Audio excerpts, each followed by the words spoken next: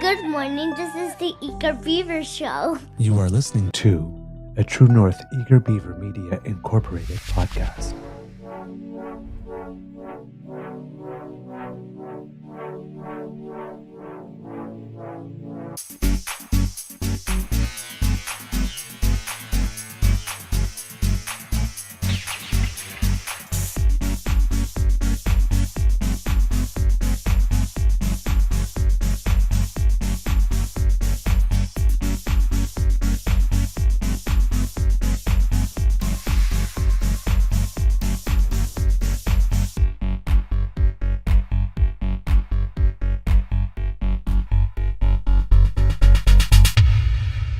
The True North Eager Beaver podcasts are proudly brought to you by our founding sponsors, the Miss V Mysteries from Corvid Moon Publishing, your source for science fiction, fantasy, and cozy mysteries featuring a broad diversity of characters. PsychicTarot.ca, book your tarot reading and unlock your spiritual journey. And the Pepper Master, hot pepper sauces made from farm-fresh ingredients to thrill your taste buds and expand your mind.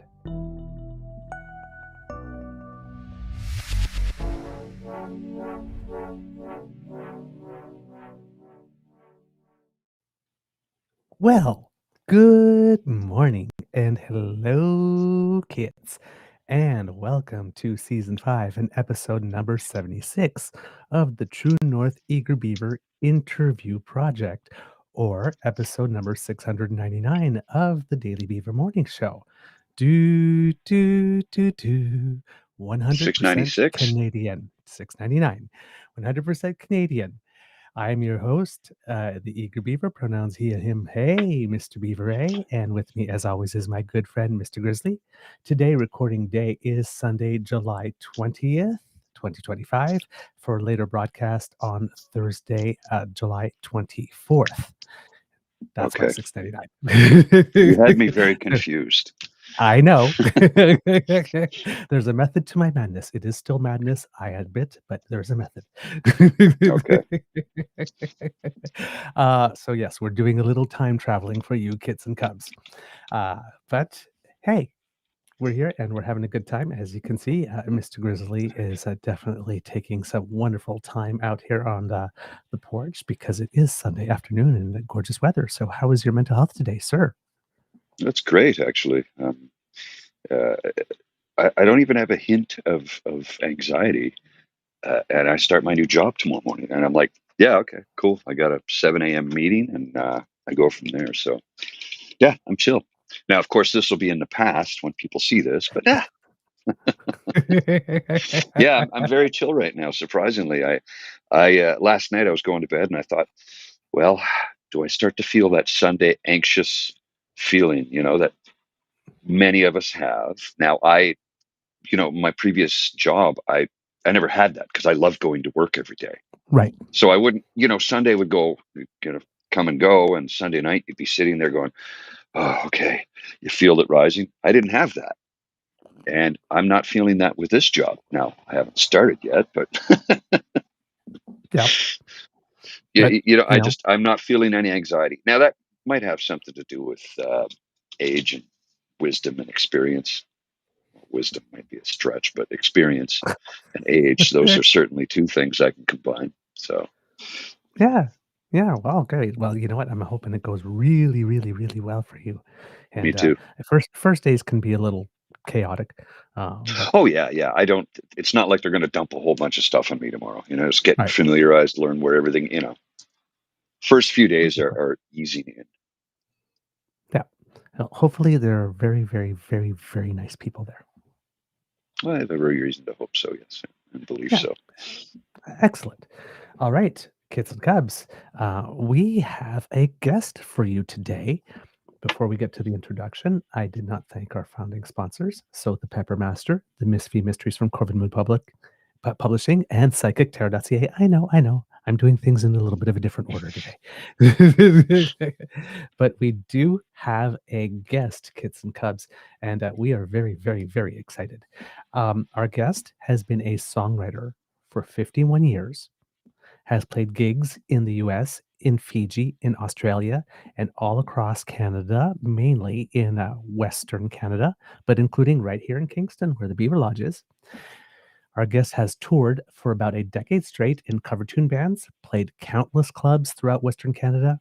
She has 5 records out to her name and is currently working on her 6th, and says of herself, quote, "I've never been kicked off or booed off a stage, so either people are too kind or someone out there hears my message." She came to our attention, right? Thanks to a Kit who showed us a video that she made for a very special person who is a friend of the Beaver Lodge. But we'll tell you a little more about that, or actually, we'll let our guest tell you about that. So, Kits and Cubs, without any further ado, please put your paws up and give a big round of applause for musician, composer. She doesn't call herself a singer, but she's pretty darn good. Toni Vere. Welcome to the Beaver Lodge. Hi, guys. Hi, so nice to Hey, see you. Oh, thank you so much for the invite. It's an honor to be here. We are super glad to have you. We start with every guest asking the same show that I asked Mr. Grizzly. How is your mental health today? It's wonderful. It's been an amazing weekend. I'm on the top of the world right now. Excellent. outstanding. Love to hear And, that. and where are you joining us from? I'm in Calgary, Alberta. Excellent. Fantastic. Mm. All right. So you have been a songwriter for 51 years. Yeah. When did you first get that sense that you had something in you that you had to say and that music was the way to get it out? I think it was accidental. I'm a child of an oilman, and we moved a lot when I was a kid. Mm. And always finding myself in a new town and a little bit of loneliness for sure. I had trouble making new friends all the time. And my parents were wonderful in that they gave me music lessons. And when I was 12, I just remember a particular time where I was kind of inspired to write a Halloween song because I'm like, there's so many great Christmas songs out there. How come there's no great Halloween songs? And at that time, I didn't know about all those great 60s songs and super Hmm. naive as a child. I wrote a song about Halloween and then I played it for my mom and I played it for my friends, and everybody's like, oh my God, you wrote a song. So it was this positive reinforcement that was just like, wow, I did a thing and somebody noticed. And I think it just kind of went on from there. And I started writing like crazy through my teens. I was part of a folk program. It was LAFM in Lethbridge. And I was 18 at the time, and I was the youngest artist with the most original songs that they featured on the program. And that, super cool to have that happen. But then I went into this other trajectory where I was in cover tune bands for years, even though I wrote. But yeah, and that's kind of where it all started. Okay. So how how does that how did the opportunity to do the cover tune bands thing come along? Just, I wanted to play music, and I didn't really know much about how to get more involved with an original music scene. Very strong desire to put some beans in my jeans. I needed to make a little bit of cash, and not a lot of cash out there even today for newer songwriters, right? It's like pay to play almost. It's Mm, not quite that bad, but it is tough out in there, and there's Hmm. a lot of amazing singer songwriters globally. right. So I got in a cover tune band just so that we could get wedding dances and taverns and whatnot. And I supported my family for 10 years being on the road playing music exclusively. So, uh, that's probably was the driving Wow. force between why I got into cover tune bands. Okay. So when did you start recording your own stuff? My first record, the first project that I was involved in was 1993. I was in a band called Midnight Rider, and we won a little bit of a contest in Claresholm, Alberta, and we took the money and we toured to Langley, British Columbia, and in a little studio called Studio 56 that was my husband at the time's best friend took us in, and we record. Can I grab the album and Sure. show you it? Yes, Let me please. grab it. This is so cool. I like Yeah. this. So this is the record cover, Okay. and it's a cassette. So it was that long ago. We couldn't afford to get Wow, yeah. CDs. And we were a 4-piece band, and all of the songs on that one are original. And we rode that wave till about 1996, and the band broke up, and life goes on. And yeah, that was the start of the recording path. Did that one? Did you manage to get any play with it? I don't think so. Oh, No, I full disclosure, I haven't had a lot of luck getting on the radio, but I think that there's a reason for that too. I feel that even though I'm recording my 6th record right now, I feel like I've been going to the school of how to come up with a product that you can be super proud of. And I feel like every time I've recorded, even though it's great product, the Mhm. people I've worked with are amazing. I don't like to name drop, but I'm going to name drop just one Please. person. Greg Godovitz produced one of my records. From Gatto? Yeah, that's this one. So yeah. Yeah. Unrest. I don't know, Mr. Beaver, if you're familiar with Gatto, but it's big I time. don't think so. Big time. Okay. Yeah. So I met Greg, and like amazing musicians, amazing studios, amazing production. The weakest link, and I'm not ashamed to say it, was always me. It was always me.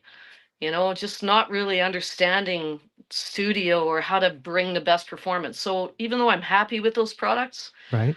I never felt in my head that I could just sit there and go like, yeah, I wrote that and those are my songs. And there was just a disconnect until now. And there's something happening with this record and my writing where I just feel so in tune with what I'm doing that I'm just super proud of the work that I'm doing right now. And I just can't wait for this new record to come out. I'm over the moon excited for the opportunity to work with a couple of really great guys who see my vision like no other have ever seen it. Oh, wow.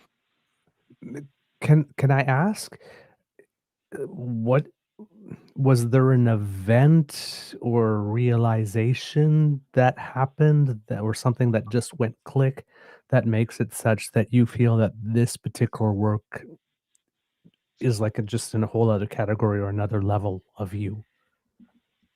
Yeah, for sure. It's kind of heavy, but my dad got diagnosed with cancer in October. Oh, I'm sorry to hear that. It's life, and it's so many people's lives are affected by that.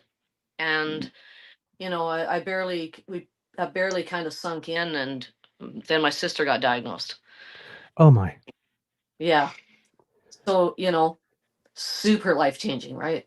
Right. Yeah. And through the course of my dad and then my sister, and I'm in Calgary, they're in Lethbridge. I'm kind of left here to my own devices. And like everything that matters to me in my life, it will end up in a song. And so I just started writing, and I just started writing a whole different way than I've ever written in my life. And I started getting out more to try to keep my mind busy when I wasn't at work. I really started getting out to open mics and made an active decision that, this songwriting habit I've got, it's not going to go away. You can take the girl away from the guitar, but the songs, I wake up writing them. And Right. so you just can't quit that when you have that artistic thing. And so the writing is just taken a whole different level because I'm just super passionate about life and super passionate about the things in life and in the world that I see that upset me. Mankind is capable and so much better than so much of what we're seeing globally right now. And my heart is Yeah. really driven by that. Mr. Grizzly, do you have anything? Wow, that was kind of deep, actually. That threw me for a bit of a loop there. I agree with you. We are capable of so much better. We really are, and I see it daily in small doses. And unfortunately, we don't put enough of a focus or a spotlight on the good that people do. And I wish we could. And I wish there was more of a focus on it, and not the kind of focus where it's like, I'm Instagram famous because I gave a sandwich to somebody who lives in the street. Not that kind of thing. That's not what we want. That's not what I want. We want people doing good things that better everybody, which is, you know, part of the reason we have this show, is to try and promote good people doing good things along with good politicians doing good things. Indeed. When you're at this spot, and I mean, you're writing about things that are very real, that are very deeply felt, that can come from a bit of a darker place, or from a place. When you take that and you have that experience, are you able to then take that as like a new skill and apply it to themes that are not as dark Oh, at for that sure. point? Or I think so. yeah? Yeah, for sure. I have a tendency to write slower stuff, so just slower, darker. And I listen to what my friends say and my peers and the people that I have mad respect for, and try to make something that might be dark and heavy and make it like tongue in cheek, kind of funny or satirical, um, to just try to get a message across that's not quite as deep and dark as what the reality of it may be. Yeah. Okay. Interesting. All right. Um, so you're recording. Are you still writing for the album, or are you recording now? Yeah, I think all of the above. For me to, I don't stop. I haven't stopped writing. I thought I was done writing for my record, Okay. but as I was recording, I've come upon just a couple other things that have inspired me, and I know I want to put two or three more songs on the record. I'm up to six now, including Bonnie, which I'm going to put on the record. Um, so I may end up with nine on there. So yeah, I'm sure writing every day and evaluating and trying to get them live to a stage where I can perform them live, because it's very important to me that whatever I put on this record, I can, turn on a dime and perform it live Hmm. with just as much conviction, whether it's by myself or with other musicians, as I do in the studio. So that's something that's different from my past records, because some of the songs I recorded in the past I've never played live. And I made myself that promise this time that there'll be none of them on this record. So yeah. Mhm. Okay. So that's setting a higher bar though for yourself. Mhm. And you Well, were okay with that? if I can't do it now, then there's no point in the art. I mean, well, why bother, right? Like, I feel like I have a message. I've got, something's under my skin right now, and what's the point if I can't inspire people and teach people and get people to listen to the state of what I see? And I don't know Mhm. anything. I'm not a politician. I'm not university educated. I'm the school of life, and everything I've learned has been thanks to the job that I have and all the programs they've put me through to make me a better professional at what I do. That it just has to end up somewhere, and for me, it ends up in a piece of music where I just want to inspire and educate. All right. Now, from your website, when you were talking about that, I there was a passage that kind of stuck with me here, and because you write about real things, and we'll sort of get into some of that here. But you said, "I'm not interested in engaging in debate over how I feel. No words will convince me that what I see happening in the US is good. And I'll be clear here, I don't expect that my little unknown place on the web will ever change the mind of an extremist.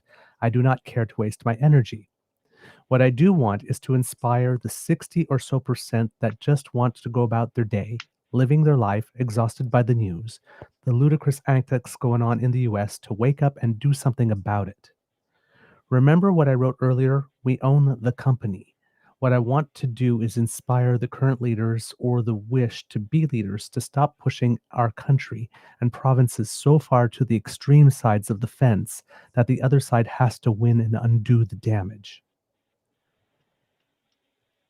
I particularly like that because you're talking about the 60% or so of people that you call like the main shareholders of this company that we call Canada. And you're basically saying, when you're talking about extremism here, you're not talking about extremism in the sense of, white supremacists or whatnot. You're talking about it in terms of how we talk to each other and how we interact with each other and the positions that we take, and how far we're willing to go just to not be the other person or not validate the other person in any way, which I think is a really interesting take on it. And Mr. Grizzly says it all the time, and I say it all the time. We have a firm belief in this, that we're a radically centrist nation. If we're radical in any way, it's in our centrism, right? So I just read that, and it really, I felt it, and I was just wondering, like, if you could speak more to that, because that's sort of like, okay, we're doing the same thing through this venue, trying to reach the 60% in the middle, not trying to convince anybody, not trying, just to try to give people tools and, say what's out there. And, you take that, we always say, take the best and leave the rest of what we want, take what works for you. But there's a group in there that you've identified, and you've identified that they must be hungry for something. So I was wondering if you could speak more to that. Yeah, for sure. I think when I engage in conversation over politics with people, the reason people go to the right or the extreme right is because they're so afraid of what's on the left and vice versa. So I've been calling this ping pong politics lately. I might write that song, I don't know.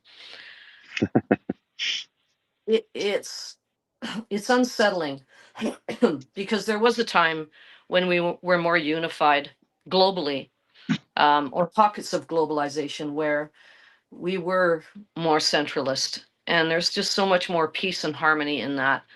Because the truth is, I mean, if I had $1 for the times that anybody called me a liberal because I disagree with some of the far right things that I see happening in the world, I'd probably retire. Some of the it's horrible, and the cruelty. I've never had anybody on the left side of it be as cruel as what the people on the right have been. And when you have an opinion about something and this right side disagrees with it, I feel so attacked, and part of me is like, I should just shut my mouth and not talk about politics, because getting attacked by people in private messaging or, on your feed, it's disheartening.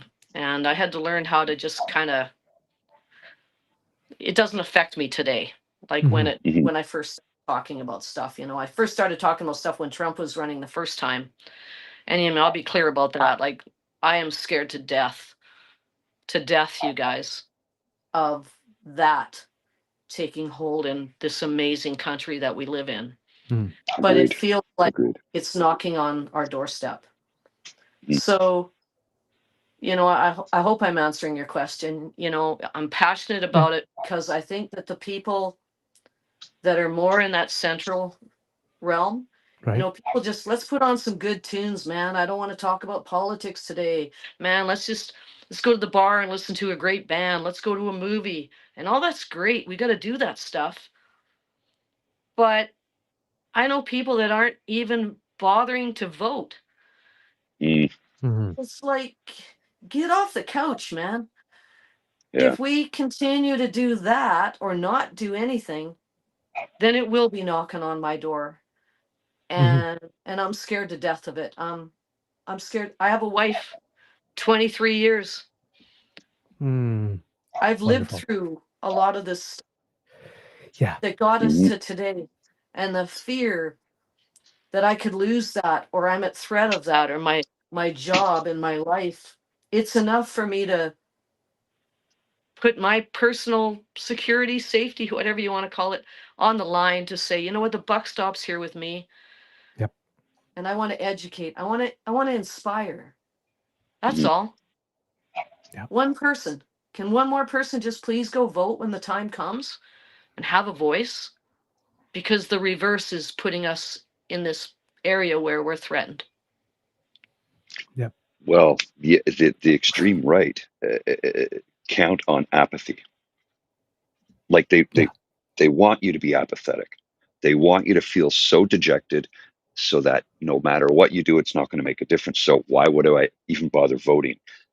You can look at it, the Fair Elections Act that Pierre Poilievre, the only piece of legislation that he ever wrote that brought his government down, because even Stephen Harper went, whoa.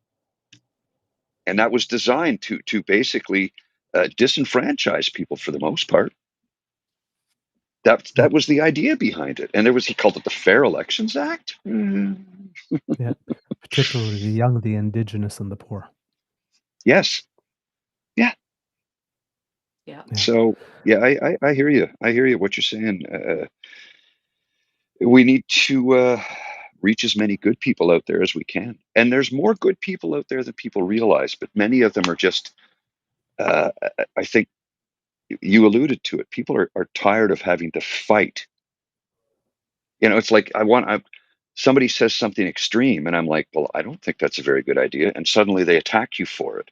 Like you said, if you had $1 for every time they called you a liberal just because you disagreed with what they were saying, like, excuse me, since when does I think what you just said is a bad idea? Why does that make me something else? Why can't it just be my opinion is I think that's a bad idea? Why did you have to label me with a political party, the one that you hate with a passion, so much that it's become your entire identity, and you strap flags to your truck and drive around with F Trudeau? You know what I mean? Yeah. It's I do. like those are the Yeah. Yeah. people we're never going to reach. No, never. They've gone down they've gone down a path that they don't hear anymore. So they're a Nope, write-off. I don't want that entity to grow. And God if we no. don't want that to grow, then we need to foster the growth of what we do want to grow. Hmm. Yeah. Right? I like what you said about, yes, we do need music that's fun and frivolous, and you can just like forget the day and like dance your cares away and all that kind of stuff too. But you write folk music. I, Yes, I do. I mean, it's like folk music is going to be inherently political in some way. I mean, Yeah, I mean, I'm trying to think of a folk song that didn't have some type of political undercurrent at the moment, and I can't come up with one, to be totally honest. It's like, hey, everybody, normally we talk about what's going on with the working man, or how the world is changing in ways we might regret later. But hey, this is a little ditty about, yeah, I just got paid and it's Friday night. It's like, it's, For sure. For sure. Right. uh, There's a place for it all. Yeah. yeah. So, um, when you get there's this whole thing out there, and I'm sure you've encountered it with the negative messages, and I know you're in a different spot now, but the whole shut up and sing, shut up and dribble, shut up and entertain me. It's like, do I come to listen to music because I want to be entertained and forget about that? Do you have to get political? I guess, or even if your music is not political, but you do a TV interview and you mention something that's like, please don't insult people who didn't vote the same way you believe. I mean, it's like I it's music, you're artists, you're like, and particularly when you're a folk artist, right? So, have you encountered that? The just shut up and sing or shut up and entertain me? And, like, where were you then, like, the first time? How did it hit you, and where are you now when you encounter it?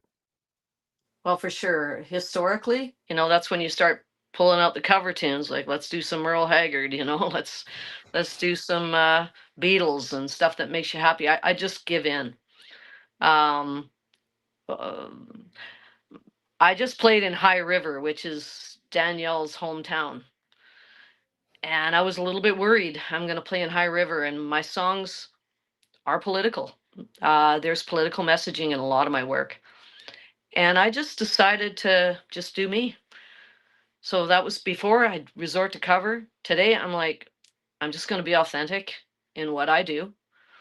I don't hate anybody. I love people. And I'm going to sing this from a place of love for wanting a better place, a better headspace in our world. Anyway, it was a great show. Um, uh, no complaints on my end. Right on. Hugs from the owners, the husband and wife team that run it. And it was a little place called the Mucky Duck Pub. And yeah, now, and you know, there's this thing with what I do that's changed since October. And it's even just finding my voice. I have a different voice today than I did before. And I sing my songs with this conviction that I've never had before. And the thing that I've noticed is when I do get up and I sing these songs from my heart and my soul and my guts, people do listen. And they invite me back. And that has to tell me I'm doing something right by just honoring who I am as an artist. Yeah. Authenticity matters. People connect with it. Yeah. They don't even have to agree with what you're saying. Like you could just be sitting there going, That you know what? It's like she's really feeling that, whether I agree or not. And that will connect. and I guarantee you there's somebody in the audience that would be able to be in touch with the lyrics and the songs that you're singing. There's always, no matter where you are, you're always going to find a group of people that are part of your, oh boy, I hope I don't get in trouble for saying this, but part of your tribe. Yeah, sure. Yeah, no matter where you go, there's always going to be folks who you tell them a story and they're going to be able to relate to it. You sing a song, they're going to be able to relate to it. Maybe not everybody in the room, but there's definitely going to be people that will relate to it. And the ones who do tend to have the ability to spill over their emotions onto others. And it just lifts everybody up. At least that's my take, my vibe. That's what I've seen. Yeah, I agree. Well, you've spoken about Danielle. So, might be a good moment to give the kids and cubs a little taste of the music of Toni Vere. And we're actually going to go counter because you say you usually write things that are slower and whatnot. And this one actually happens to be a fun little quick one, more upbeat.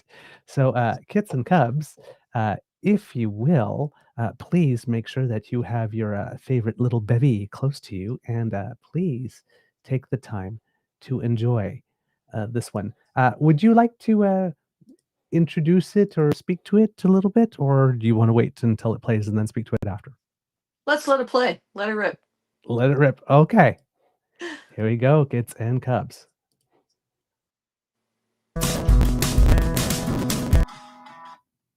Whoops. Not sure what happened there.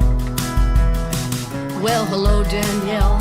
There you are. I saw your post about Trump's trade war. I hardly believe the things you said that day. A month or so ago, you were deep down south, flapping and a yapping and a running your mouth. MAGA's great, Canada's bad. We saw the clips, all the fun you had. My tax dollars got you there, and that's my problem, 'cause you don't care. Oh, Danielle, what the hell's going on?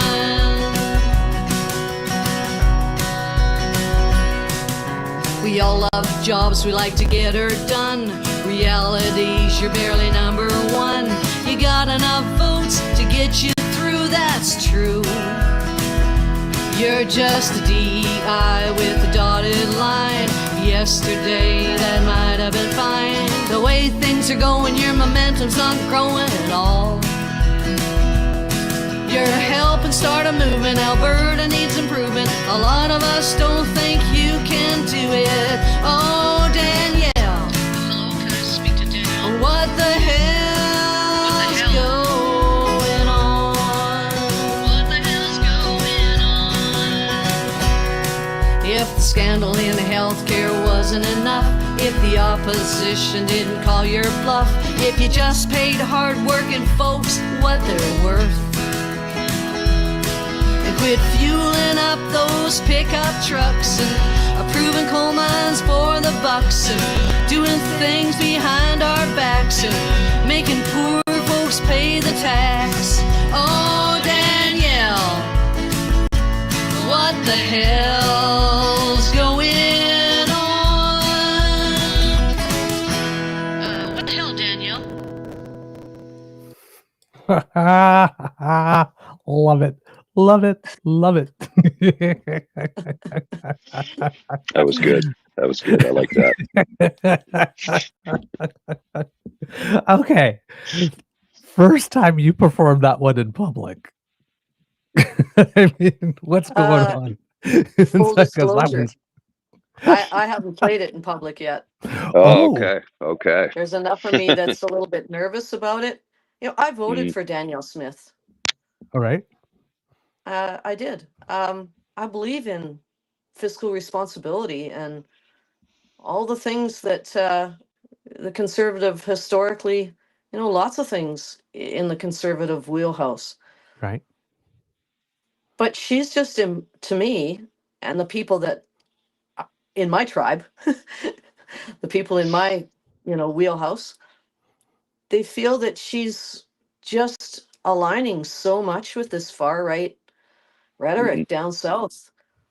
And I didn't vote for that. Mhm. I didn't vote for that. And I cannot understand when the people of Alberta say no, why they continue to do these things that are going to cost Albertans ultimately so much money, and harm the 60% who are sitting on their couch watching Days of Our Lives. That, you know, enough. And we're not, I don't know who she's pandering to. I don't understand. Who is this demographic that think it's rah, rah, rah, 100%, like what she's doing is great? Because other than the people, there's a demographic and people on social media that, you know, call me a liberal whenever they think that I'm being too liberal, that believe it. But when I have conversations, and I see lots of people all the time, diehard conservatives that are just like, what the hell, Danielle? Like, what's going on? We don't agree. I don't want an Alberta police force. Or No. she better explain to me a little bit better than when we voted against it. Like, they do things to decide whether or not Albertans want it, and then they do it anyway. Right. So why bother having to vote? The coal mines. You know, I have a lake lot down by Pincher Creek, and if they decide to go for coal out there, it's gonna completely change the landscape out there. And it's a Right. company that isn't even Canadian. And F and right? Like it's I don't know. It's Well, baffling. Canmore got out of coal mining how many decades ago, right? And now Canmore's like a resort town, and it's the center of the Canadian Alpine team, and Canadian athletes, Olympic athletes, train there year round. And it's all of a sudden like they've gotten away from coal, and the people of Canmore are like, yeah, we don't want to go back there. And all of a sudden Danielle wants to do this. It's like, are we going to have another scar on the mountainside? Are we going to take a mountaintop off? Like, what are you doing to the beauty of this province? I mean, the Rockies, some of the most beautiful places on earth, and she wants to exploit the hell out of it for money. Like, what the hell, Danielle? Yeah. And yet, you know, we need jobs. We need jobs. There's no doubt about it. Right. We need good jobs. And I understand the driving force behind that desire, but we're just handing the keys to the cookie jar to another foreign entity. And that's where I'm just like, it just feels like a sellout. It really does. And is that all we have in Alberta? You know, there's coal mines in central Alberta that when the NDP were in power, they shut off the electricity generating coal mines in central Alberta. Mhm. I think they're all gone now. They've been decommissioned. So you know, central Alberta is going to be fine. They're hanging up the keys to the coal mines, but now we're going to go to one of the most pristine most beautiful place in Alberta. The Crow's Nest Pass, Hmm. those foothills. Uh, I can't even express the beauty of that land. And it's just like when the world is moving away from coal. Yeah, I get it. We need it for exactly. some things. And this is the coal for steel. I get it. It's a different type of coal. I don't know. I just have a hard time when people have voted against it in this province, whether I wanted it or not. The Hmm. people of this province clearly said no. Right.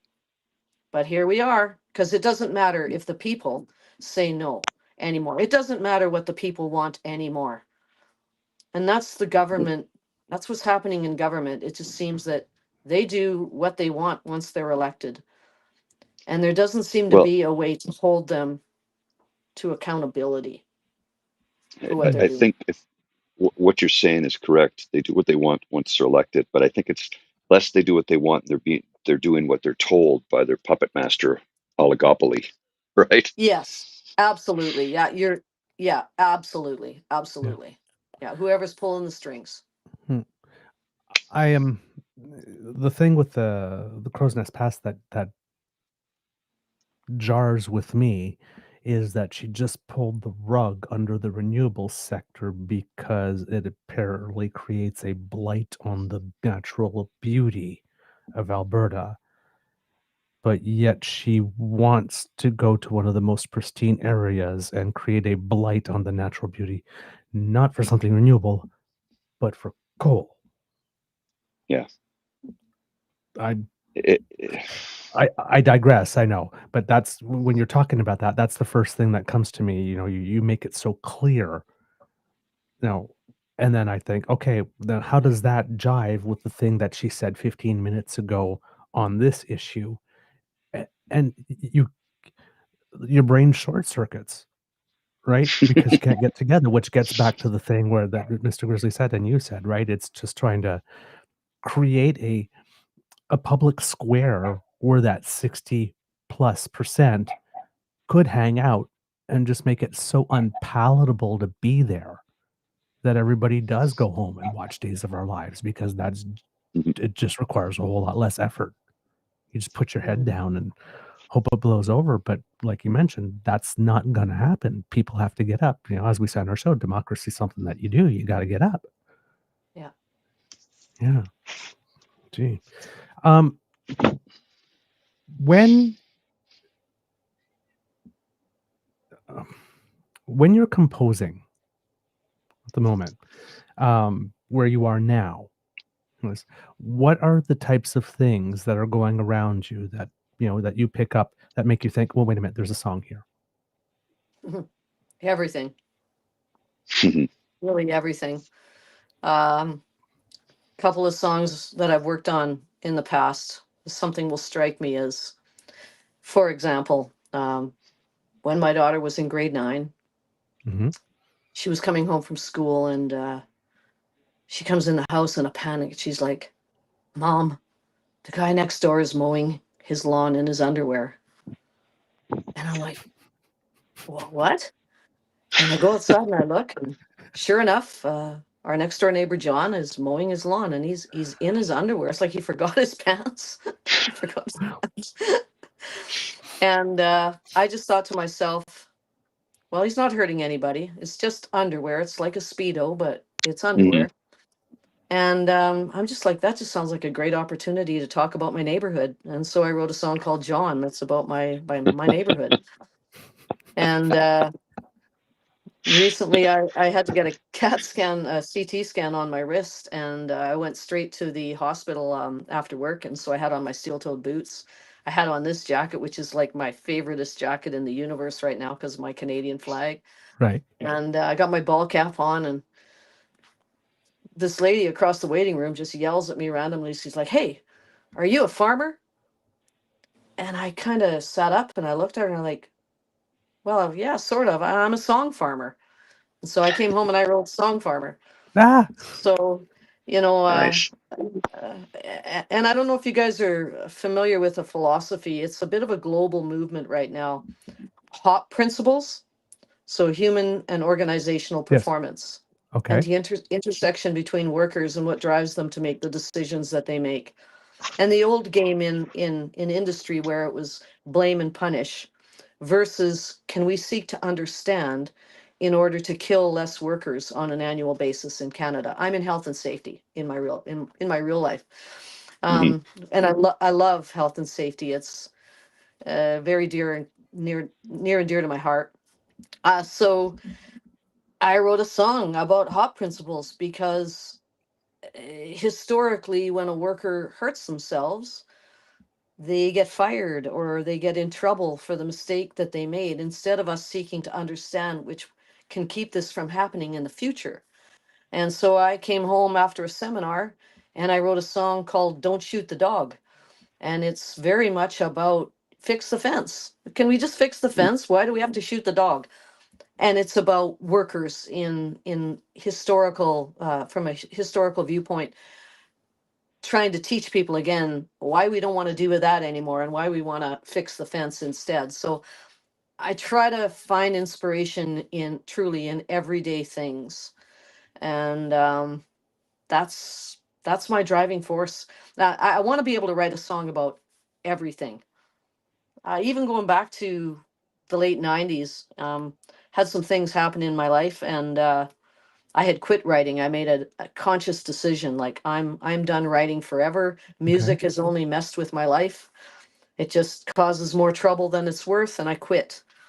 And I was cleaning the house. I was cleaning the house on a Sunday, and I was watching CMT, and there was a special on with Mary Chapin Carpenter, and she Mm. was speaking about a song that she had written called "This Shirt." And this song is not about a shirt at all. It's about life. And there was a line in that documentary that said, like, to take an inanimate object and write something that was, a metaphor for life. Like, that's the real gift as a songwriter. Well, Hmm. And I grabbed my guitar and I sat down, and I'm like, I was so inspired by that story that I wrote a song called Levi Strauss. That is to this day, one of my most favorite songs that I've written in a long time. And it's absolutely 100% a reflection of my life at that time. And, again, it's just whatever strikes me, I'll start journaling about it. My partner can attest to this. Like, I always, always, always have my iPad in my hand and I use notes, and I'm constantly writing my thoughts and the things and my observations or song ideas. right. And yeah, I just I just want to tell the story of life as I see it. Excellent. Do you have anything, Mr. Grizzly? And no, I just wow, that's pretty heavy duty actually. Like I, I I'd never, I've tried to. I play guitar. 57-year-old white male. Of course, I play guitar, right? Like, uh, but and I worked in construction for 29 years too. I don't do that anymore, but uh, I've tried to write, and I've never ever been able to. Yeah, I can throw a few chords together, but I just can't find lyrics. And anything I've ever written was just been, as far as I was concerned, absolute garbage. I haven't written anything in 25 years, just simply because I tell myself I'm not good enough, and truthfully, I'm not. I'm the campfire guitar player. You've got singer, songwriter, musician. You got guy who plays guitar, guy at the campfire. That's me. And even then, I'm like, which chord is that?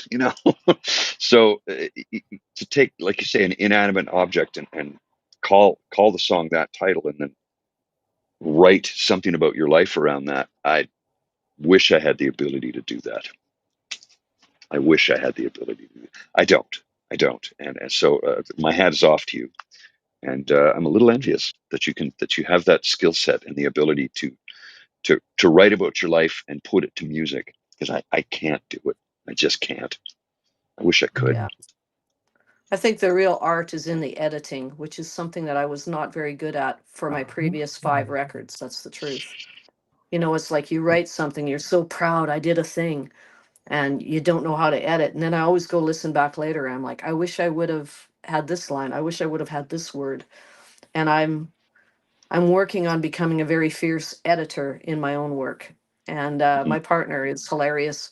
I call her my song scrubber because I'll be working on something and she'll just yell down a word down the stairs and she'll be like, Chevy or whatever the word might be. And it's like, oh, I'll just grab that word. That's the one I need there. And yeah, editing is where the real art lies. Oh, Anybody can write stuff down. It's being a good editor that really will turn it around for you. so what are Agreed. let's say that you have some aspiring musicians listening now. Um, what is it about? Like, what do you look for when you are editing? Because sometimes it's taking away, and sometimes you need to add something, or sometimes it's um, uh, it comes out the first way as it comes out, but then you sing it again, and it's like that's not ringing particularly true. Yeah, that's a great question. I did a workshop in Nashville with Mary Gaucher. I can never say her name right. That really talked about the muse on one side. What Okay. is it that inspires you?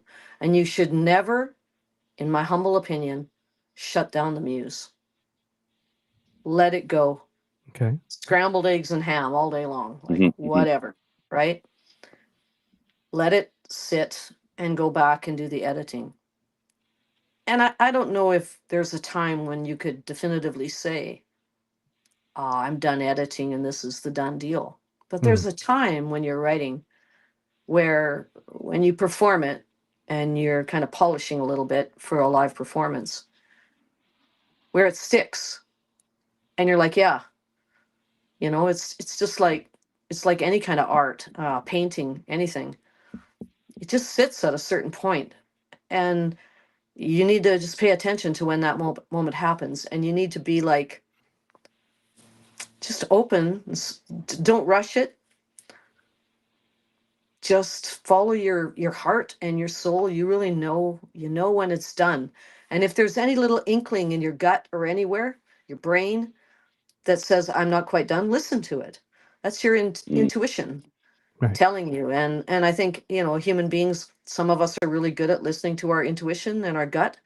Some of us aren't. And I never used to be. As a songwriter, I'm like, I'd write it and I'd be done. I'd move on to the next. And I probably have 100 songs and I'm like, oh man, I wish I would have done that thing or not done that thing. And oh well, I'm done. I've moved on. And instead,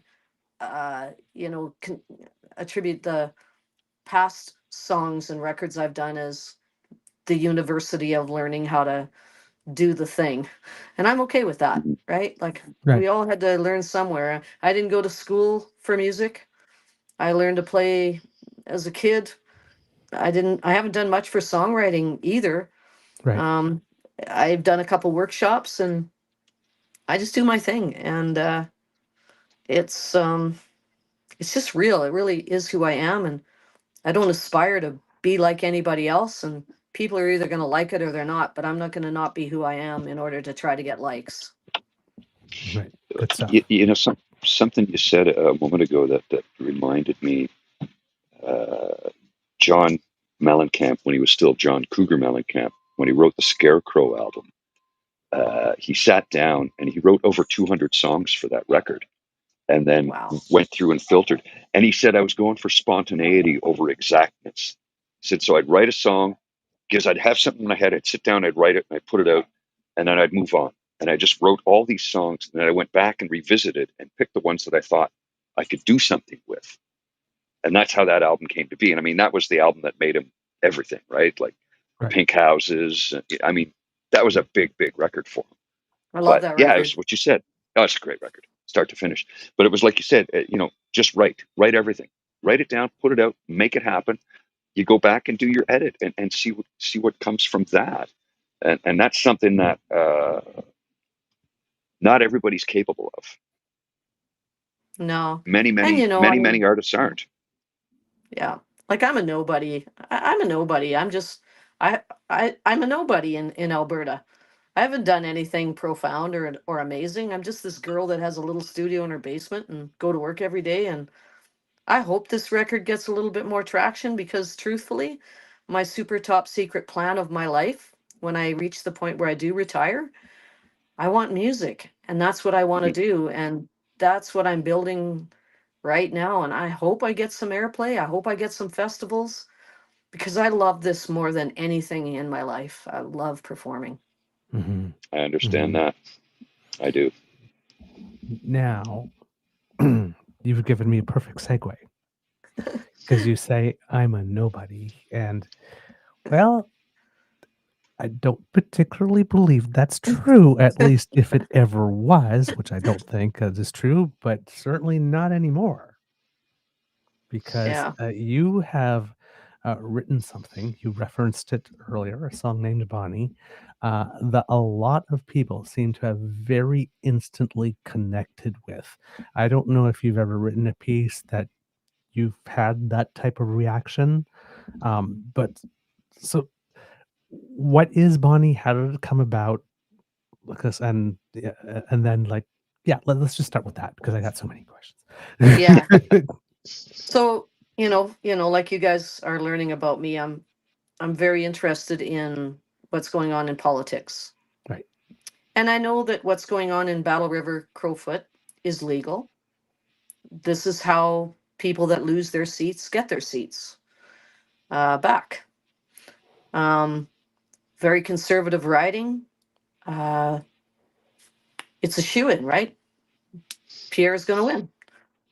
And out of the left field or right field, just center right field, I should say, just center right field, comes Bonnie Critchley. And I started reading about her.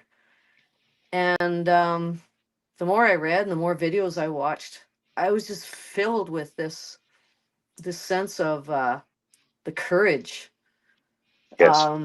to say, you know what, this is my home, this is my riding, this is our riding, and you don't live here.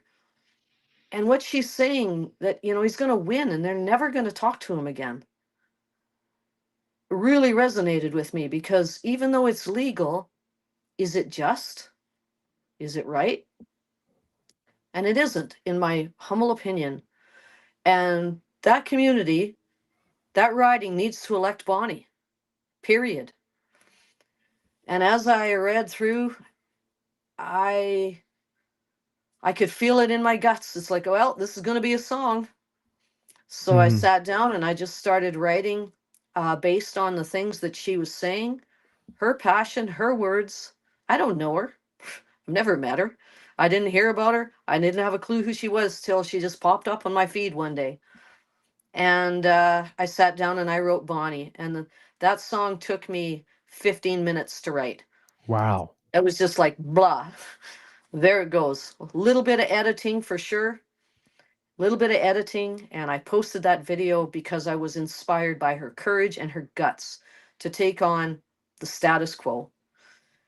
And that thing grew some legs, man. It just grew some legs. And off she went. And within 18 hours of posting my crappy version, it's just live off the floor or whatever, her campaign got in touch with me. And they were very moved by what I had done. And they asked if the song could be their official campaign song. And I'm like, yes, all the way home. Absolutely. I would be blown away if you did that. And they wanted to share that video. And I said, if you'd be so kind, I have a better performance in me than that. So I would really like, just give me the day. I'd like to get in touch with my studio and go and record it one more time for you. And that's exactly what I did. Within 6 hours, I got in touch with the guys that I'm working at. It's the Rabbit Hole Studio down in Diamond Valley. All right. And they cleared their table, their plate for me. They said, come on down. So I ripped down after work and we started working at it about 5:30. And we were wrapped up by 9:30. And then they put together the audio and the video. It was just filmed live and they put it together and I let her go. And here we are. Like I said, first time I heard it, for me, it was instant. We had the pleasure of having a conversation with Bonnie a little over a month ago now, and we're watching her progress and how she's been going through in the campaign and more attention that she's been getting, and then all of a sudden, the way it hit us is that, oh my God, somebody wrote like she's so connecting. Not only does she get into talk on power and politics, but somebody wrote a song about her. Like, how cool is this? Because like we're from the sidelines going, "Go Body!" Like we're cheering too. So when I saw that, it was like, wow, this is so cool. And then, of course, I did see later that because you basically answered all my questions all in one before I could ask them, which is great. But I was going to ask you eventually, had Bonnie seen it, and what was the whole thing? So it's to let you do that. So yeah, I mean, campaign song. Uh, what were the first like reactions that you got, not necessarily from Bonnie's team, but like how did you get the sense that this was what was having legs? What was happening in real time? Well, I posted it on Facebook, and um, I posted it after work one day. And when I woke up the next morning, it had 800 views, which for me is like off the charts. Right, I get a few hundred views on some of my stuff. Some stuff is better than others for views. And the shares, I think that was the other thing. I think it was sitting at 23 shares. And I'm like, wow, that doesn't normally happen when I post something. So, full disclosure again, like I put the hashtags on there right, because it was about, Bonnie. right. And I can't imagine, again, just being in her shoes and the energy and the effort that it must take to be on this path that she's on. And somewhere in my heart of hearts, I just wanted to lift lift her up a little bit and be like, we're even though I can't vote, I'm not from there. There's people that recognize your message and your platform and what you're trying to do here. And I can't imagine being Bonnie or being a person where somebody would write a song about their efforts. So I just wanted to breathe extra life into what she's doing. So the shares, the amount of views of it kind of got me right off the charts. And then again, getting up in the morning within the 24-hour period, I had heard from her campaign manager and shared it on her page. I just kept everybody was just sharing it, share, share, share. And I think I put it on my Instagram. I put it on my YouTube channel. It's on my web page. And I just started a TikTok account, and I'm taking little snippets of it and I'm sharing just the little. Not much happening on TikTok yet, but I'll just continue to have a little bit of faith because I believe that honesty and integrity and authenticity is something that people in this world are craving more of. Yep. All right. Well, I'm sure that our kids and cubs who have not heard it yet are absolutely going to want to hear what we're talking about. So, again, please, for a couple of minutes, relax with your favorite bevy and please enjoy Toni Vere singing Bonnie. Now, just before I play it, the one that's on your webpage is the one that you had redone, right? Yeah. The cool version. Okay. Just want to make sure that we play the best version.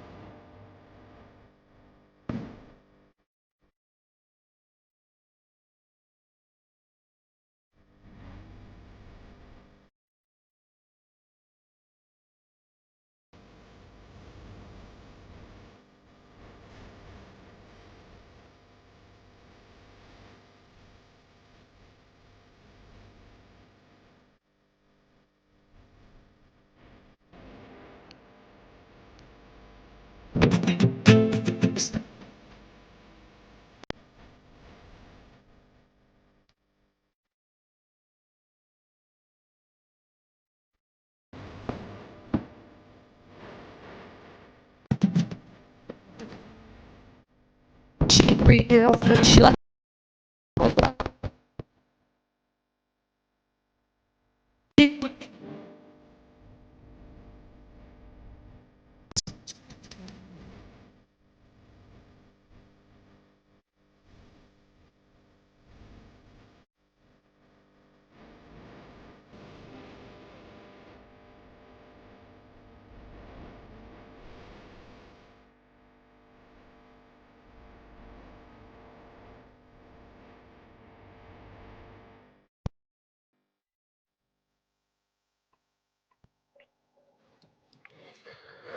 Oh, there you go.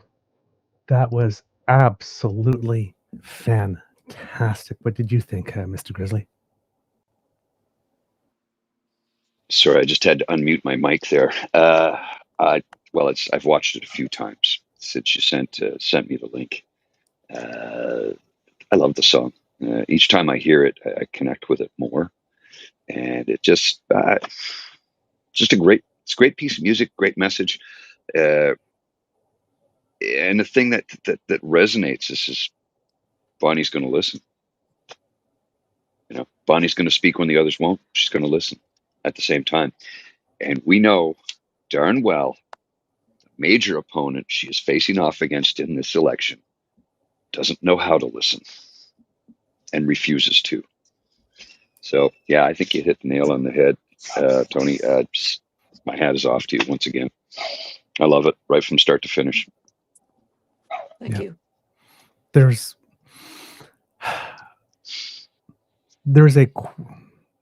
it's a slower song compared to the first one, but there's like when you talked about the conviction, like there is this just quiet but very calm assuredness that, yeah,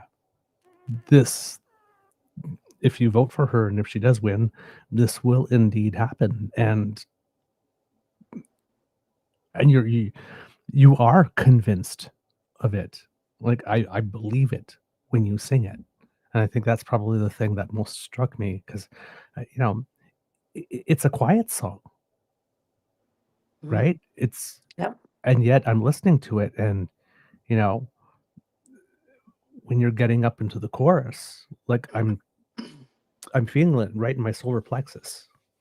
Like it's hitting me right here, right? Like this. And then when you end, it's like Bonnie's gonna make her people proud. Like this. And I'm just like, it's right. Like I said, it hits you in the face with how just compact and simple and concise, but so full of substance that it is. It's a velvet hammer. Yeah. Yeah. I think too, I think that the rhetoric and the noise and everything to do with the things that I feel most people don't want. As I was writing it, I wanted it to be a gentle reality check. It didn't need to be something different than what it is. Just an honest piece of work that lays it out honestly in black and white. I try to, to me, it's Bonnie today, but what independent in the future will be inspired by that? Because I think that there's an independent movement in this country. We're all tired of, again, just going back to the extremes. And it's not that we don't agree with the values of the conservative party.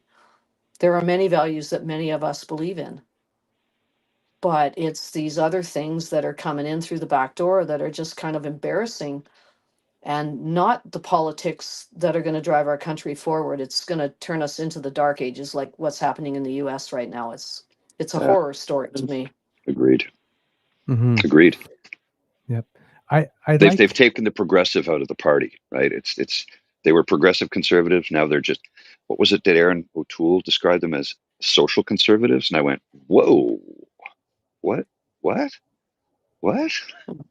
And when Candace Bergen was the leader for a very short time period, when Volodymyr Zelensky spoke in the House of Commons, each leader got up and made a speech, and each leader said Canadians are there to support you, except for Candace Bergen, who said Conservatives are there to support you. I'm like, do you not see yourselves as part of Canada anymore? Or do you not see yourself as Canadian? Like, what has happened? This is the Yeah. Reform Party. It's not the Progressive Conservative Party. It's the Reform Party. Yep. And, That's the reality that we're dealing with now. Yeah. So you've recorded this song, right?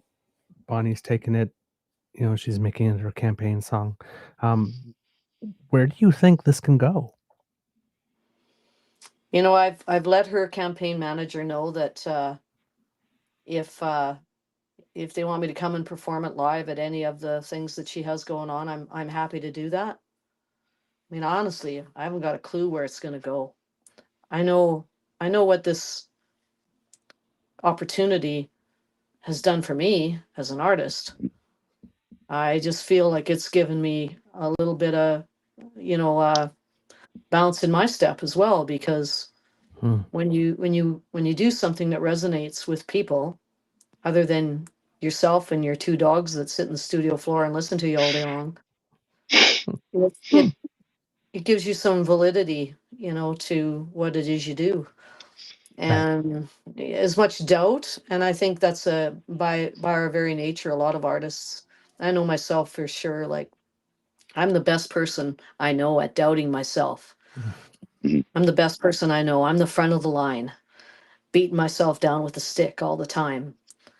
So when you do something like this and it resonates with people you don't know, it just makes you take a pause and go like, yeah, I'm going to keep doing this thing because it's important, not just to me, but to other people. And I is who I am as a person with my work, my day job, my music. I want to inspire more than anything in this world. If I could ask if you'll indulge sort of wildest fantasies, if you had your druthers, where do you hope this goes? I want to tour the world. Yes. Respect that. I want to continue to bring the message of the people to the people. I want the Calgary Folk Festival to call me up and say, "Hey, we just cleared a spot for you. Yeah. You can have a half an hour on the main stage." I want all the opportunities that have never come my way. I want somebody to see that I'm ready to step into that. Dare I say it? This is your Oliver Anthony moment. That would You know blow who my Oliver mind. Anthony is? You know I who he sure is. do. Sure Yeah, do. Mr. Beaver, I'm not sure if you're familiar. He was the fellow who wrote the song "Richmond, North of Richmond." Okay. Amazing. I'm familiar with He the is song, but yeah, he's just a fella who was down on his luck, and he just got up and stood in front of a microphone and played his guitar and sang his heart out, and people connected with it. And the funny part was the Republican Party said, "This is the song of the working man," and he goes, "The song is about you people." It's not about the Republicans. It's knocking you down. What are you talking about? The Republicans want nothing to do with the working people. That was his comment on it, because he was talking about rich men north of Richmond. Well, what's north of Richmond, Virginia? Washington, D.C. That's the whole point of the song. He's talking about politicians who are using and abusing us and robbing us blind. And anyway, I think this is your Oliver Anthony moment. I really do. And we're going to promote it as much as we can to try and get as many people listening to it.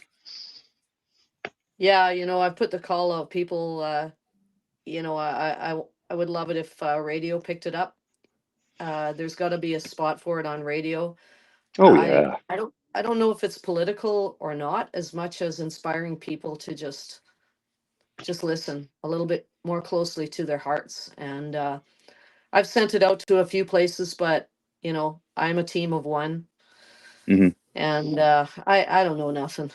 I don't know how to make that happen. And I'm not going to pay to play anymore. I've invested a lot of my life and my dollars into what I do, and I have a studio that I'm working with, and I'm going to rely on people calling radio and asking for the song. And, if I could wake up with a whole bunch of views and stuff like that on my YouTube channel, I'd pinch myself and I'd go write another song probably. Well, since you're talking about it, where can the Kits and Cubs find your music online? So everything that I've done in my life pretty much is on Apple and Spotify. Every streaming platform that basically you can upload music to, it's all there. My life's work. Some stuff that I'm probably not as proud of as I am of Bonnie, but it's there because it's the progression and it's the Hmm. university of learning how to do this thing, and that's okay with me. I don't need to be perfect. I need to be real. All right. Perfection is boring. You don't want perfection. That's boring. If Yeah, everything's perfect, there's no mistakes being made. If there's no mistakes being made, you're not learning anything. No, yeah, perfection is not for no, no. This is like you said. It's the progression, right? And you see it. yeah, Your catalog shows it, and that's something to be proud of because you can look yeah. back and go, the first thing I did, I thought I was pretty good at, and I look back and go, "Ooh," but I don't I take it have a lot to away. learn. Yeah, Yeah, you leave 100%. it because then people can see how you've grown as well. So yeah, never Yeah, strive for perfection. Strive for better. That's my philosophy. Strive to be yeah. better. The gentleman that I'm working with in the studio right now, Sean and Jay, um, they've really coached me from an authenticity perspective because I used to think that I need to sing something perfect because if I blow a note or my voice cracks, people are going to be like, ha ha, she can't sing, or ha ha, whatever. Like I got the bad devil and the Hmm. angel on my shoulders, right? And they're beating me down. And they're like, no, Tony, your your gift is your heart and your soul, and just be real. And that's just brought me so far. I'm just so grateful to work with such pros that understand my vision. All Outstanding. right. Outstanding. My hat is off to you. Yes. And Yeah, hopefully, because you're now saying it out loud, someone might hear it. So, I hope so. Calgary Folk Festival, if you happen to be Yeah, watching. yeah, yeah.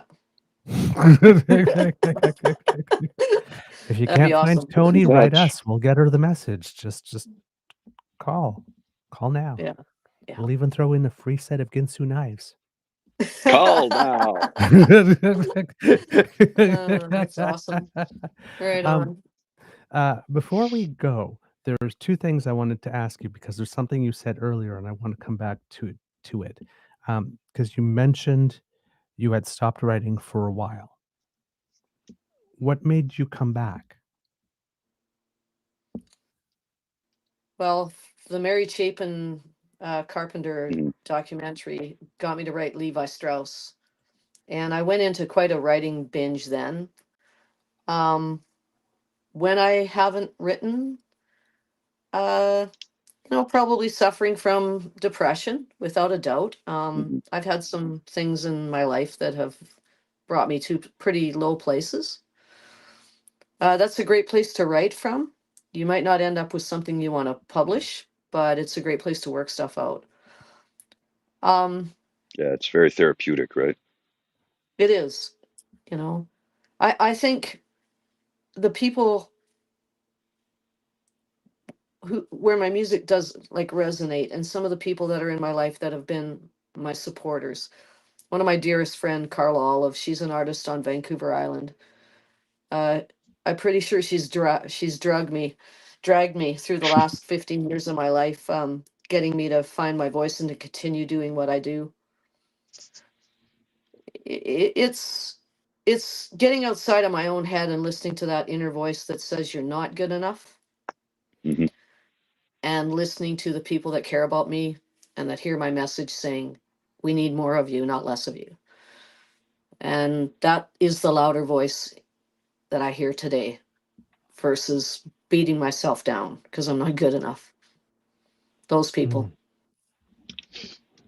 well, we definitely think that you are good enough. Absolutely. Because, yeah, that's Said, and I'm definitely going to be going listening to more. I've listened to like about 4 or 5 of your songs as I was getting ready for this, so I'm definitely going to be going listening to more. I like what you do genuinely. um, in your notes on your website, you mentioned 2 people.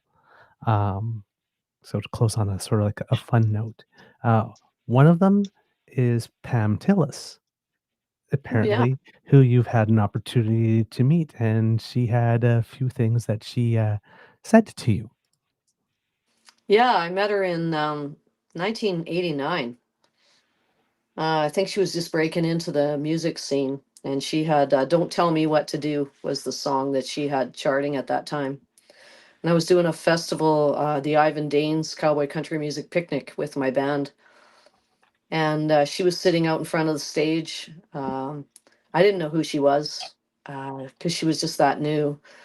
And she was just bopping out in the crowd to my band's set.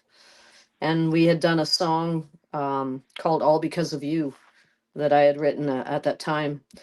And we finished our set, and she came bouncing up onto the stage, just taking ownership of the stage while I was sitting there, and grabbed my hand and started shaking my hand. She's like, "Hi, I'm Pam Tillis. Who the hell are you?" And I'm just kind of like Tony from Lethbridge, you know. And he told me that she really dug our set, and the last thing she said was kind of like, "Did I write that last song?" Because she really, really liked it. And I'm like, yeah, I did write it. And I think that, for me at that moment in time, for somebody of her caliber, that I discovered after she had said it to me, because that's when I started trying to discover a little bit more about her, really gave me some wings to keep doing this writing thing. Because mad respect for anybody, but when somebody that's in the industry actually says, yeah, like you did something there that I really dig. That just gives you more wings, right? And I carried that with me for a lot of years. Glad Wow. that happened. That's That's wow. amazing. I can't imagine what that would be like. Like I It don't was know what pretty the epic. equivalent. I met her again in Nashville in 20. I'm just trying to remember what year I went. 2014, 2015, when I did the workshop. We went to a family style restaurant. The songwriting group went, and Pam Tillis happened to be at that restaurant, and I recognized her. And every bone in my body wanted to be like, "Oh my God, Pam!" But I was feeling like, oh, I'm just gonna be all fanboy on her, like just I didn't want to creep her out or do nothing like that, because she's probably with her family having dinner, and the last thing she wants is some singer songwriter from Alberta drooling all over her talents. And but Mary, I had said something to Mary, and Mary brought her over, and Pam came over, and she's like, it was in the Red Deer, Alberta area that we met, right? And pretty sure somebody planted that seed in her head, because no part of me thinks she remembers meeting me ever. But she gave me a big hug, and it was like, you keep doing what you're doing. And yeah, so that was a pretty epic moment when, again, people of that caliber acknowledge Mhm. that you're doing something cool. Excellent. The other note about another artist that was in on your web page that I noticed is, and this is an artist I am not familiar with, named Ray Spoon. Oh yeah, But so you said that there was an they opportunity are, to work with them. yeah, just I opened for Ray. They are Google Ray. Ray is a force to be reckoned with. Uh, I a lot of electronica type music. Sorry, I apologize. I'm so old school. They have written a play, a book. Um, just an opportunity to open for Ray Spoon was an epic moment in my life. Um, I probably didn't thank them enough, but they came up to me after I was done my set and said, it was a great set, Tony. Thank you." And grateful anytime I get an opportunity. I probably, don't know how to respond quite how I should. I'm a little inept that way, but I'm trying. Yeah. Oh. Well, we like it when good things happen to good people. So hopefully, as a result of this, more good things will happen because more people will be exposed to your music. Thank you so much for making time for us. Yeah, my pleasure. Thanks. Nice meeting you guys, and thank you so much for this opportunity. Oh, trust me, our happy pleasure. to host Thank you. you. Thank you. Okay. All right. Have a wonderful Anytime you rest want of to your come weekend. back, let us know. Yes. Yeah, maybe when the record comes out. Yes, please. Absolutely. Absolutely. We'd love to have that. All right. Cool. All right. Thank you so much. Okay. Take care. Thanks, Bye. guys. Take care. Bye. Bye. Mr. Grizzly, what do you think? She's awesome. She's great, right? She's awesome. awesome. Yeah, no. So humble. My goodness. So much of what she was saying I can completely identify with. Especially when she says, that inner voice in your head, you're not good enough. This sucks. Nobody, I've had that go on for far too long. And it's, as you get older, you learn to quiet that voice and eventually, hopefully, silence that voice. I don't know if I'm ever going to be able to silence it, but I certainly can empathize and recognize and fraternize with it, if that makes any sense. Yep. Yeah, no, and when you sent me the song and I listened to it this morning, I was like, holy shit. Right?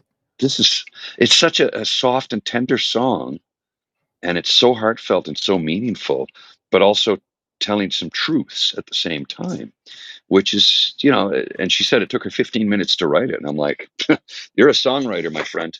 You are a songwriter. If you can knock something like that out in 15 minutes, don't give up. Keep going forward, because the world needs more of that.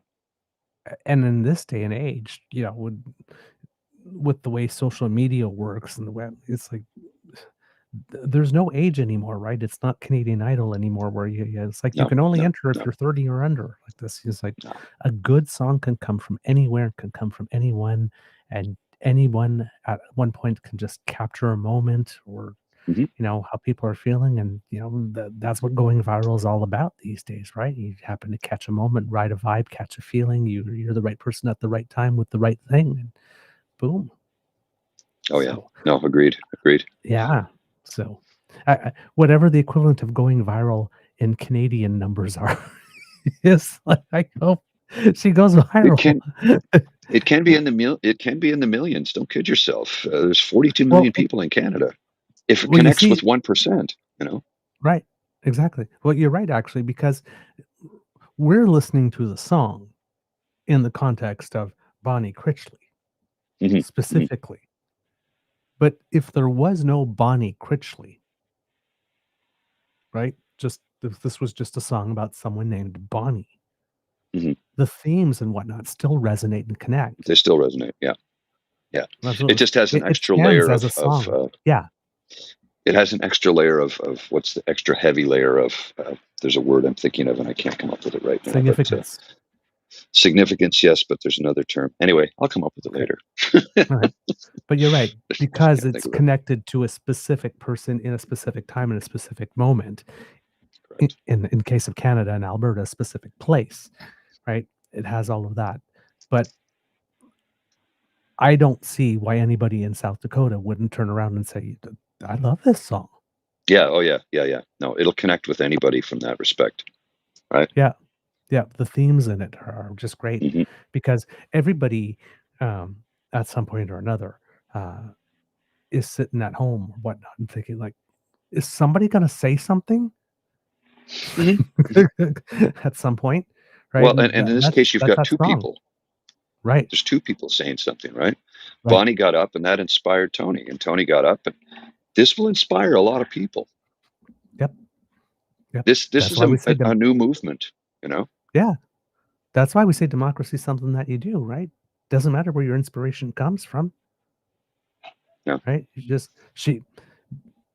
Toni saw somebody doing something that spoke to her, speaking in a way that resonated with her, did her own thing with that.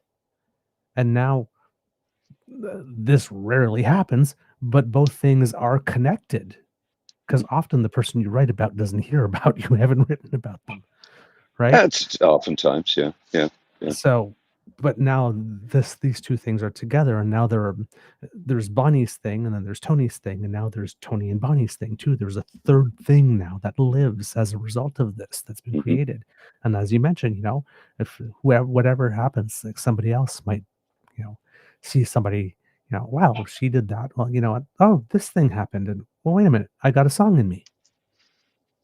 Let's put some pen to paper. Yeah. See what comes out. I got So- to. I got to wrap up with you, sir, because Absolutely. my battery's about to die.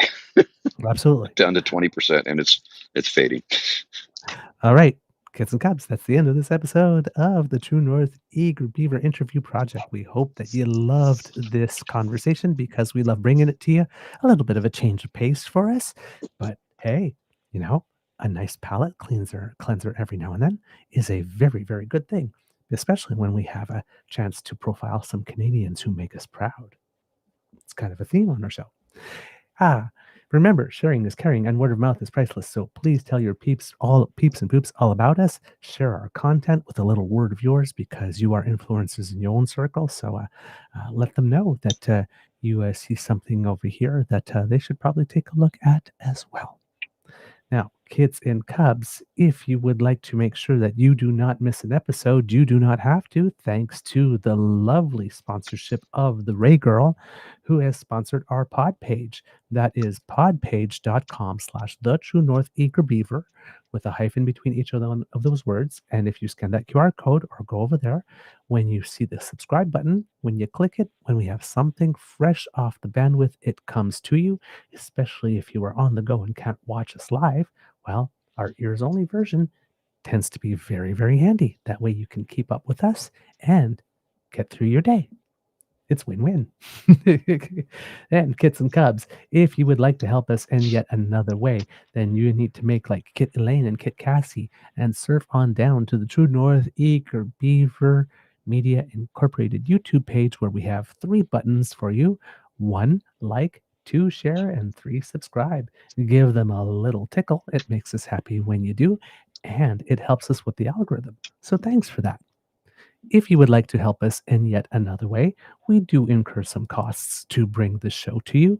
And if you like what we do and would like to encourage us to do more, you can send your enthusiastic expressions of encouragement to our coffee page. That's coffee, ko-fi.com/eagerbeaver, all in one word.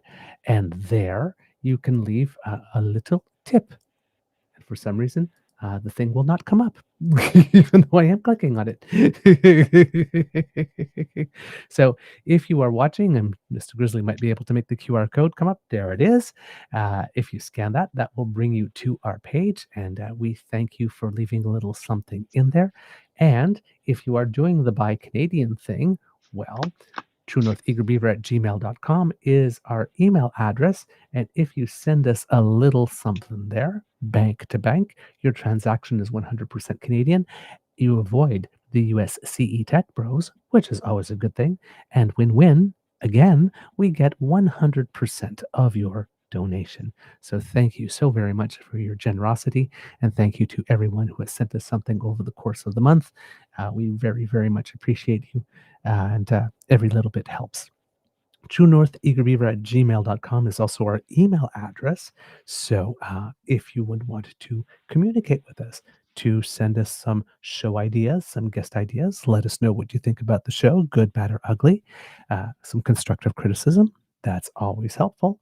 Your feedback and your donations all both go back into the show, and we really appreciate you taking the time to let us know what you think or to make a donation.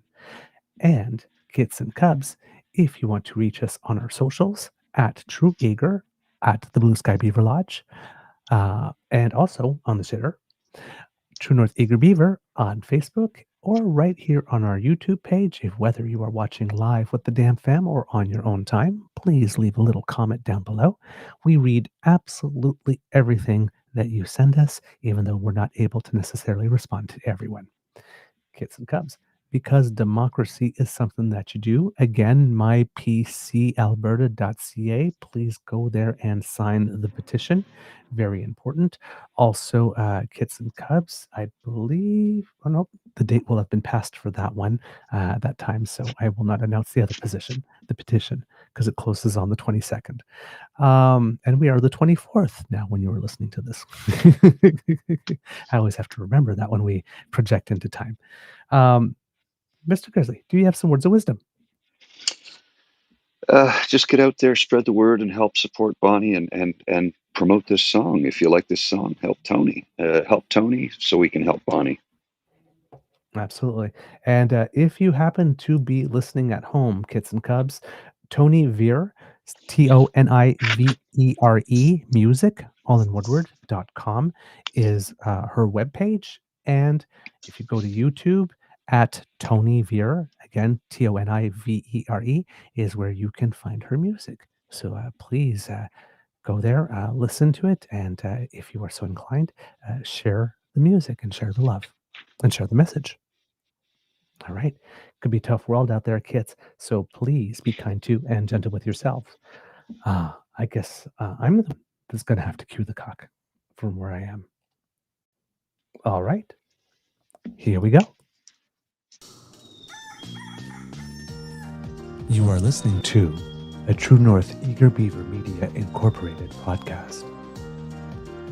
The True North Eager Beaver podcasts are proudly brought to you by our founding sponsors. The Misfit Mysteries from Corvid Moon Publishing, your source for science fiction, fantasy, and cozy mysteries featuring a broad diversity of characters. CanadianTarot.com, their uniquely Canadian online eclectic tarot community. And The Peppermaster, hot pepper sauces made from farm-fresh ingredients to thrill your taste buds and expand your mind. We are grateful to the Crier Media Network for its support, Pete Jarvis for our artwork, and Paul Joseph Something for our opening and closing sequence music.